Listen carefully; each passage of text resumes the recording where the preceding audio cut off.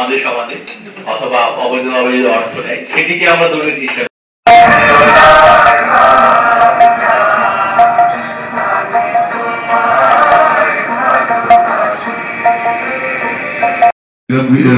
অর্থনীতিবিদ আছে, তাদের ডেটা আছে, তারপরে হার্ভার্ডের ডেটা আছে, তারপরে আরো অনেকগুলো 15-16টা উচিত। সেটা হলো যে যেখানে যেখানে দুর্নীতি হয় সেটা সেই ব্যাপারে কার্যকর ভূমিকা রাখা, কলেজে বিশ্ববিদ্যালয়ে যাতে এর উপরে একটু সচেতন কার্যক্রম হাতে নেওয়া যায়, তাহলে আমি মনে করি কার্যক্রম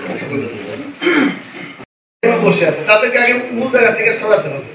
এবং আমরা আমি দেখছি এর আগে আসে তাহলে অবশ্যই এই দুর্নীতিগুলো ভবিষ্যতে করবে না, কিন্তু আমরা দেখছি যে অনেক বড় বড় ক্ষেত্রে দুর্নীতি বা আমরা যেখানে আছি প্রত্যেকটা ক্ষেত্রে এই বিষয়ে যেন আমরা একটু সোচ্চার থাকি, আমরা সংগঠিত হই দুর্নীতির বিরুদ্ধে।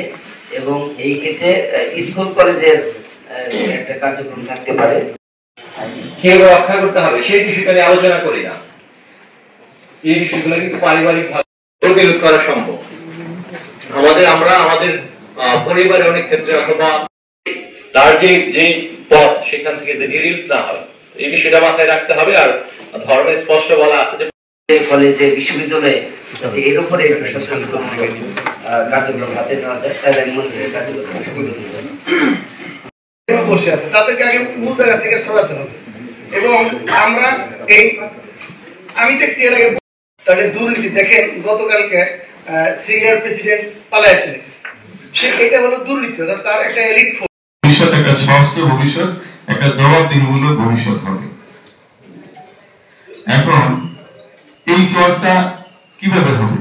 আমাকে দিয়ে আসলে এই চর্চাটা শুরু হওয়া দরকার, আমাকে দিয়ে এই চর্চাটা শুরু হওয়া দরকার। কারণ আমি যদি নিজে শুরু না করি তাহলে এই চর্চাটা হবে না। এবং আমার যা করার কথা সেটা যাতে আমরা না করি, সরি আমার যা করার কথা সেটা যাতে করি, যা করার কথা না সেটা যাতে আমরা না করি।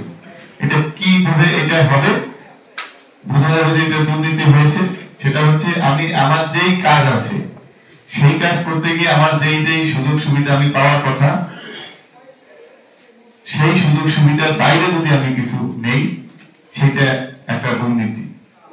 আর একটা বিষয় হচ্ছে সহজ কথায় যে ডেফিনেশনটা আপনার ইন্টারন্যাশনালি দেওয়া হয়, সেই জিনিসটা হচ্ছে interested power from private gain, মানে যে ক্ষমতা আমাকে দেওয়া হয়েছে সেটা ব্যক্তিগত লাভালাভে ব্যবহার